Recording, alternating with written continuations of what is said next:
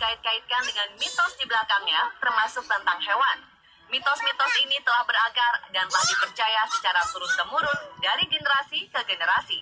Masyarakat dunia percaya kalau alam, manusia, tumbuhan, dan juga hewan memiliki ikatan yang erat dan juga kuat, tak terkecuali dengan berbagai mitos di tanah air. Meski ada yang percaya dan tidak, di tengah masyarakatnya yang kian berkembang, mitos-mitos tentang hewan ini masih lestari hingga kini. Apa saja mitos-mitos itu? Berikut kami rangkum beberapa mitos tentang hewan yang populer di Indonesia versi On The Spot.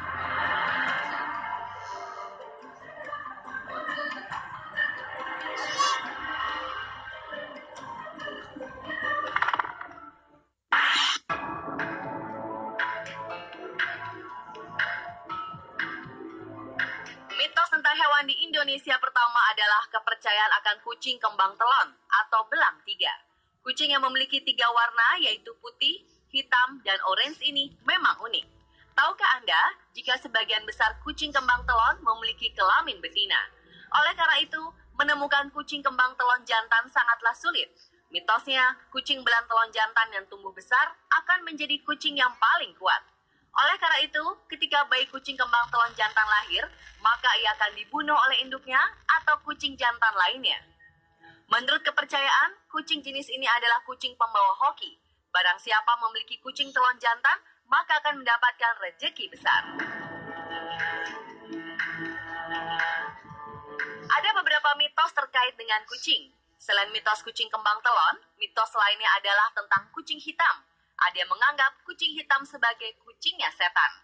Sedangkan sebagian lagi mempercayai kemampuan hebatnya si kucing hitam yang konon bisa membangkitkan orang mati.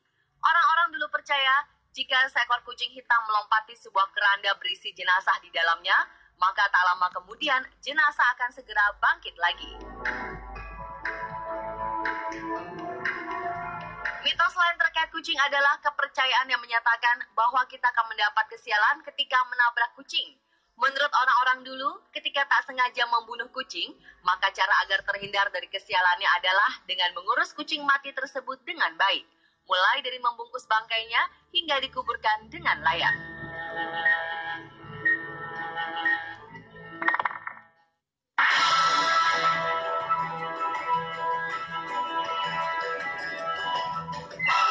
Meski tak begitu besar dan menyeramkan, beberapa orang merasa bahwa cicak merupakan binatang yang menjijikan.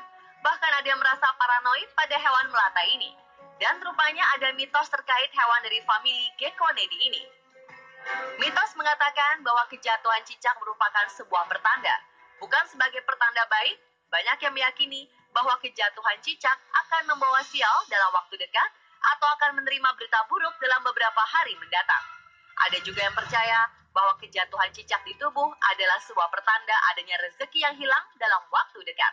Well, benar atau tidak, mitos ini tidak bisa dibuktikan.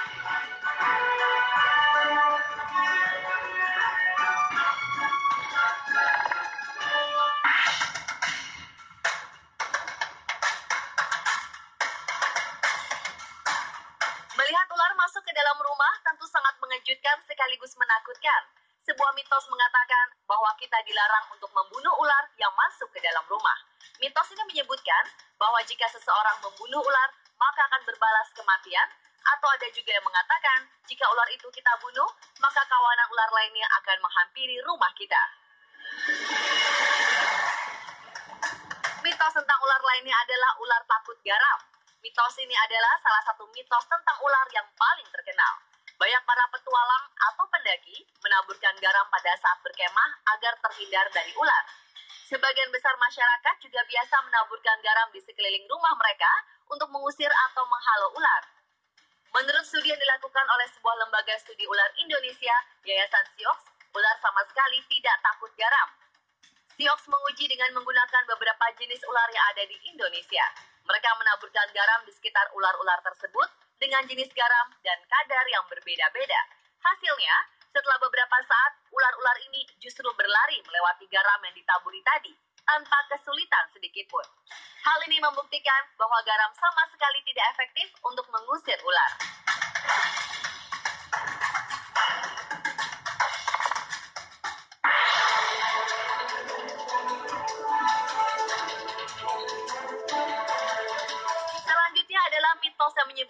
bahwa kita dilarang membunuh hewan saat kita sedang mengandung. Tapi tak hanya ibu hamil saja, konon sang calon ayah juga dilarang menyakiti dan membunuh hewan apapun. Menurut mitos, jika sampai calon ibu atau calon ayah membunuh hewan tertentu, maka akan berpengaruh pada fisik bayi yang akan dilahirkan nanti. Mereka percaya kejadian bayi yang lahir tidak normal berkaitan dengan orang tuanya yang pernah menyakiti atau membunuh hewan selama periode kehamilan.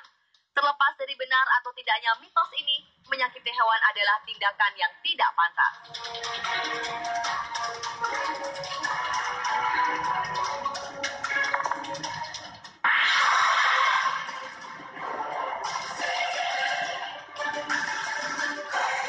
Mitos terkenal lainnya menyebutkan bahwa apabila burung gagak mengitari atau berhenti di atap rumah, hal ini menandakan akan ada yang meninggal. Mungkin ini dikaitkan pada sebuah fakta, burung gagak adalah hewan pemakan bangkai.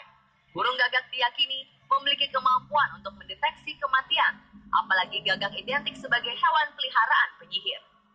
Selain sebagai pertanda pembawa kabar kematian, burung gagak juga dipercaya sebagai suatu simbol pembawa kesialan. Orang-orang percaya jika simbol tersebut dapat diartikan sebagai suatu musibah untuk suatu keluarga yang diakibatkan oleh sihir yang ditujukan kepada rumah yang dikelilingi atau dihinggapi burung gagak. Legenda menyebutkan, burung gagak seringkali disimbolkan sebagai tumpangan atau kendaraan bagi makhluk halus atau roh jahat yang akan datang untuk mengganggu dan memberi ancaman ke tempat kita.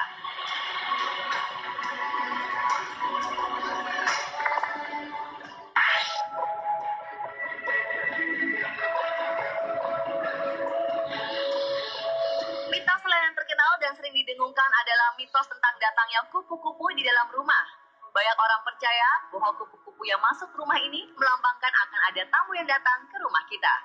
Apabila kupu-kupu tersebut hinggap di meja atau kursi, maka ini pertanda kuat bahwa akan ada tamu yang menyambangi rumah. Konon, tamu yang datang juga bisa terbaca dari jenis kupu-kupu yang masuk ke dalam rumah. Jika kupu-kupu yang masuk berwarna putih cantik, katanya tamu yang datang adalah orang yang cantik atau tampan. Sedangkan jika kupu-kupu yang masuk ke dalam rumah adalah kupu-kupu hitam menyeramkan, maka tamu yang akan datang bukanlah tamu yang baik. Jika kupu-kupu yang datang hinggap atau mengelilingi tubuh si pemilik rumah, maka yang datang adalah orang dekat seperti sahabat, saudara, atau kekasih.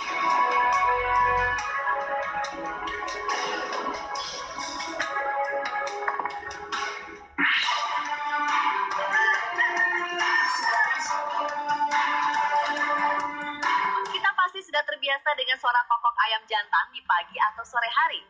Namun bagaimana bila jika ayam jantan tersebut berkokok di malam hari atau di tengah malam, jauh sebelum pagi datang? Menurut kepercayaan orang tua dulu, konon apabila ada ayam jantan berkokok sebelum waktunya, maka itu sebuah pertanda bahwa sedang terjadi proses kelahiran di daerah yang tak jauh dari kokok ayam tersebut. Selain itu, kokok ayam jantan di malam hari juga dipercaya sebagai pertanda jika ada hantu atau jin yang sedang beraktivitas di daerah tersebut. Banyak yang mengatakan, jika setelah suara kokok ayam jantan, maka sering sekali diikuti oleh suara-suara seperti tangisan atau tawa sosok wanita.